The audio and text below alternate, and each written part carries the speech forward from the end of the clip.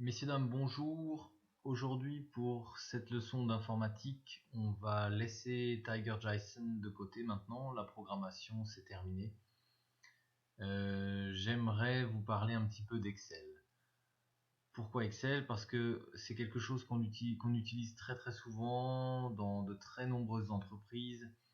Excel est donc un tableur qui permet de faire des graphiques, de faire des calculs. Et je pense qu'il est assez important pour vous d'avoir déjà rencontré Excel un petit peu à l'école avant de devoir travailler plus tard dans votre carrière professionnelle. Vous saurez déjà un petit peu comment ça fonctionne en tout cas. Alors j'ai utilisé ici Excel, la version Excel 365. J'espère que vous avez la même version. Évidemment, votre version d'Excel sera en allemand, mais vous allez voir que c'est pas un grand problème la langue ici. Alors j'ai choisi de vous présenter aujourd'hui ici quelques données statistiques sur les partis politiques suisses et le nombre de sièges de ces partis au Conseil national suisse, donc pour les années 2015 et 2007. Donc voilà quelques partis politiques suisses et le nombre de sièges au Conseil national. Alors si je voulais par exemple dessiner un graphique pour l'année 2015 avec le nombre de sièges par parti, et bien voilà comment je devrais faire. Je sélectionne mes données ici, donc ça c'est un tableau que j'ai fait moi-même, j'ai écrit ces données moi-même dans Excel, et puis je choisis donc ces données en sélectionnant mon année 2015 et les différents partis, et je fais insertion, et là je peux choisir au niveau des graphiques, vous voyez ici, je peux choisir différents types, les diagrammes avec des barres, il y a plein de possibilités. J'aimerais bien vous montrer celui-ci, le diagramme en secteur. Voilà, qui me donne directement donc la répartition des différents partis en 2015 au Conseil national. Alors, une fois que le graphique est dessiné, vous voyez qu'il existe là-haut différentes possibilités pour changer les couleurs, le layout, etc. Par exemple, voilà, ça c'est très joli, je trouve, en noir. Vous pouvez également ajouter sur le graphique directement en faisant ici disposition rapide. Vous pouvez mettre les pourcentages ou bien même directement, par exemple ici, voilà, les noms des parties et le pourcentage correspondant pour chaque partie. Voilà, donc on voit clairement chaque partie et le pourcentage correspondant. Et vous pourriez mettre ici, dans le titre, on pourrait modifier ça, par exemple répartition des partis politiques au Conseil national pour l'année 2015. Conseil national, voilà, répartition des partis politiques au Conseil national pour l'année 2015. Voilà, donc voilà un premier graphique par exemple qui est très sympathique, qui permet donc d'avoir la répartition. Alors une petite remarque pour vous, je sais que vous allez devoir faire des graphiques ou des diagrammes pour votre travail de maturité, peut-être pas, mais certains devront sans doute en faire. Donc Excel est un bon compromis pour réaliser ces diagrammes. Pensez toujours que quelqu'un qui lit un diagramme que vous avez fait doit absolument comprendre ce qu'il regarde. Ça veut dire le titre est très important, il doit bien expliquer ce que vous montrez. Donc avec Excel, on peut changer le titre. Vous devez pour chaque catégorie faire une légende avec des couleurs, etc. Il faut qu'on puisse bien comprendre ce que le graphe montre. Voilà, un petit conseil pour ceux qui auront besoin de dessiner des diagrammes. On peut faire un deuxième type de graphe maintenant si on souhaite comparer les différentes valeurs entre l'année 2007 et 2015. Et pour ça, je vais sélectionner maintenant tout. Et encore une fois, je vais faire un nouveau graphique avec insertion. Et puis je vais choisir ce type-là pour changer. Un histogramme. Voilà. Allez, on va le remettre en noir comme l'autre. Et puis voilà donc l'histogramme qu'on a reçu, qu'on peut agrandir un petit peu. Voilà, pour lequel il faudrait encore une fois changer le titre, mais ça c'est facile, vous avez vu comment faire ça. Et puis si vous regardez sur chaque barre, on a donc le nombre de sièges. Ici, c'est pas le pourcentage, c'est le nombre de sièges. Mais je pense tout ça est modifiable. Vous pouvez le changer. Alors je ne sais pas exactement comment, mais on doit pouvoir le changer. Il existe une multitude d'options pour faire ça. Une chose qui est étrange ici, qui n'est pas logique, c'est que l'année 2007 vient après l'année 2015. Ça, c'est pas très logique, parce que quand on regarde en général, chronologiquement, il faudrait que l'année 2007 se trouve avant. Donc ça veut dire les barres oranges devraient être devant les barres bleues. Eh bien, on peut changer ça avec Excel. Si je choisis par exemple ici, je clique sur les barres bleues ou les barres oranges, c'est égal. Je fais un clic à droite et je choisis sélectionner des données. En allemand, c'est Daten auswählen, quelque chose comme ça. Vous pouvez ici, vous voyez qu'on peut dire je voudrais que l'année 2015 vienne après l'année 2007. Et donc on a vraiment maintenant le bon ordre, 2007 d'abord, 2015 ensuite, je dis OK. Et vous remarquez que le graphique a été modifié avec maintenant 2007 d'abord et 2015 en deuxième. Donc ceci. Alors voyons avec justement ces nombres si on peut changer quelque chose. Mettre en forme des étiquettes. Alors, nombre. Donc ici, vous pouvez ouvrir à droite en faisant toujours un clic à droite et en cliquant sur mettre en forme les étiquettes de données. Il s'ouvre à droite ici toutes les options possibles pour les graphiques. Et là, dans l'option nombre, je crois que vous pouvez mettre, au lieu de mettre général, vous pouvez mettre pourcentage.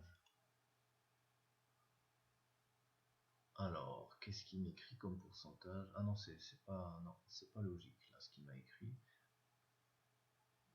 Est-ce qu'il peut pas me faire un pourcentage comme on avait ici? Est-ce qu'on pourrait pas retrouver le pourcentage? Non, visiblement pas.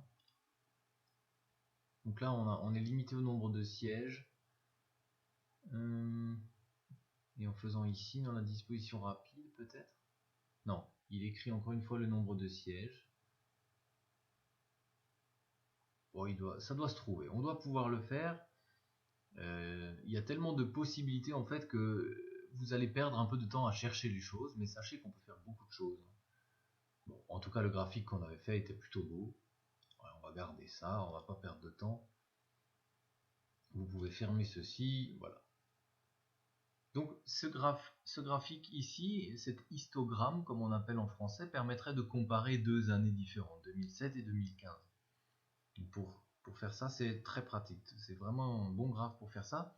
Ici à gauche, le secteur permet pour une année donnée, ici c'est l'année 2015, de voir la répartition des différents partis. On voit clairement que l'UDC et le PS sont les partis majoritaires et qu'ensuite il y a des plus petits partis. Voilà, je voudrais vous montrer une autre chose. Vous avez remarqué peut-être ici dans la dernière ligne que j'ai noté autres. Et j'ai détaillé ces autres parties ici dans la feuille numéro 2 en jaune. Donc il y a des petits partis que j'ai détaillés qui n'étaient pas détaillés ici, qui étaient simplement dans cette rubrique autres et que j'ai détaillé là. Pourquoi? Je peux maintenant faire un double diagramme. Je vais vous expliquer ça. Donc je sélectionne mes données pour l'année 2015 avec tous mes partis, donc les partis principaux en blanc et les partis, on va dire, secondaires en jaune. Je fais un graphique et là je peux faire un graphique en cercle comme tout à l'heure, mais avec deux parties. J'explique, je vais mettre ça en noir, j'aime bien, c'est joli en noir, c'est classe. J'explique. Excel va couper en deux. Il va faire une partie principale avec les partis principaux et un diagramme secondaire avec les parties secondaires. Le problème, c'est que, évidemment, vous l'avez remarqué, Excel a séparé les 4 dernières valeurs. 1, 2, 3, 4. Alors que nous, on a ici 1, 2, 3, 4, 5, 6 petits partis, 6 parties comme ça secondaires qu'on aimerait retrouver ici. On va pouvoir modifier ça pour avoir justement ici, non pas 4, mais les 6 derniers partis de la liste. Alors pour faire ça, je vais cliquer ici et encore une fois avec le clic à droite, je peux faire mettre en forme une série de données et cette chose à droite apparaît à nouveau avec la possibilité de changer les couleurs, le remplissage, le layout et ici donc surtout, vous voyez, la dernière option, option des séries, permet de décider le nombre de valeurs dans le second tracé. Le second tracé, c'est donc ce diagramme à droite. Et vous voyez qu'il est défini ici 4. Donc Excel va prendre les 4 dernières lignes du tableau et les mettre dans le diagramme de droite. Nous, on ne veut pas les 4 dernières, mais les 6 dernières parties qu'on a comptées ici. 1, 2, 3, 4, 5, 6. Ceux-là doivent se trouver à droite. On valide. Voilà, maintenant vous remarquez 1, 2, 3, 4, 5, 6 parties dans le diagramme de droite. Et puis, il existe de nombreuses possibilités de layout. On peut par exemple augmenter la distance entre les deux diagrammes. On peut jouer sur les tailles. Le premier diagramme plus grand, le deuxième diagramme plus petit, etc. Donc, on peut par exemple ici cliquer sur cette partie-là et faire ce qu'on appelle un éclatement pour montrer que voilà, cette partie est décrite par ce diagramme à droite dans lequel il y a les 6 derniers partis politiques qui se trouvent ici. Donc les partis principaux avec l'UDC, le PS, etc. et les partis secondaires ici à droite. Alors une autre chose que vous remarquez, alors le titre est pas bon, il faudrait préciser encore une fois, répartition des partis politiques au Conseil national pour l'année de 2015. Je ne vais pas le faire, vous pourrez faire ça. Et une chose très importante, si vous remarquez un petit peu, les couleurs sont pas très différenciables. Si vous regardez ce bleu et ce bleu, on dirait que c'est presque le même. Et puis ce bleu est assez proche aussi. Et là, on a encore des bleus. Et donc, quand on regarde la légende, on est un petit peu confus avec tous ces bleus qui se ressemblent beaucoup. On ne sait pas finalement si l'UDC n'est pas parti ici.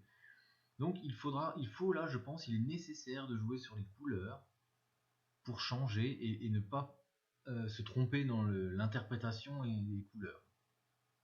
Alors pour faire ça, vous pouvez cliquer sur le diagramme et donc ici en haut dans création graphique, vous avez encore une fois toutes ces possibilités et notamment la modification des couleurs. Et là, vous avez vraiment de nombreuses choses. Par exemple, vous pouvez choisir voilà, des couleurs qui sont plus nettes. Si vous regardez à gauche ici, on peut très facilement différencier toutes ces couleurs. Le vert clair, le vert foncé, il n'y a pas de problème. Ici, on a orange et rouge, c'est bon. On arrive bien à distinguer ces couleurs. Alors vous allez me dire, ouais, mais de l'autre côté, c'est les mêmes couleurs qui reviennent. C'est vrai. Il faudrait peut-être, comme ici, on a choisi des couleurs plutôt chaudes, du orange, du jaune, du brun, du vert. Il faudrait choisir à droite des couleurs un peu plus froides, par exemple, quelque chose avec du bleu, des nuances de bleu. Et là, on peut par exemple dire, alors je ne peux pas sélectionner le diagramme de droite, je peux sélectionner seulement les parties du diagramme. Voilà, les différentes parties. Et pour chaque partie, je vais définir une nouvelle couleur. Parce que celle-ci est trop proche de la couleur de l'UDC, donc ça peut être confusant. Donc je vais changer cette couleur en mettant ici à droite. Je cherche, il faut chercher où se trouvent les couleurs. Je pense ici, remplissage. Alors, regardons ce qu'on peut faire pour changer la couleur. Voilà, ici la couleur. Vous pouvez choisir par exemple un bleu foncé. Ok, ça on reconnaît bien. Et puis pour le secteur suivant, vous pouvez mettre un bleu un peu moins foncé. Donc vous allez remonter dans les nuances de bleu. Voilà. Et puis ensuite le suivant, un bleu encore un petit peu moins foncé. Puis toujours un peu plus clair. Voilà, un petit peu plus clair. Et encore un peu plus clair. Voilà, et puis le dernier, on pourrait presque le mettre en blanc, comme ça on a vraiment une séparation. Voilà, comme ça vous remarquez qu'on peut vraiment bien distinguer les couleurs des parties secondaires, des couleurs des parties principaux. Et encore une fois, si vous voulez plus d'informations sur votre diagramme, vous pouvez choisir ici le pourcentage sur chaque diagramme. Alors, on va essayer de le mettre, ouais, mettons-le comme ceci. Et puis on va changer un petit peu. Ah, maintenant ça va de nouveau bouger le. Revenons ici. On va refaire. Non, c'est l'inverse que je voulais faire. Voilà. Quelque chose comme ça. Voilà. Donc on voit maintenant clairement les pourcentages de chaque partie et on peut facilement savoir à quelle couleur correspond quelle partie. Il y a une chose qui est bizarre quand même, c'est que les valeurs des pourcentages ici sont étranges. Si vous regardez, on a 1% là, on a aussi 1% dans la partie blanche là-bas. Pourtant, le diagramme montre, et en tout cas, on a 2 fois plus de sièges pour ces parties Lega, P et V, que pour d'autres parties où il y a seulement un siège PST MCG. Donc là, on a un petit problème d'arrondi des pourcentages. Alors, on peut aussi rectifier, modifier ça facilement. Vous pouvez cliquer sur ces nombres, voilà.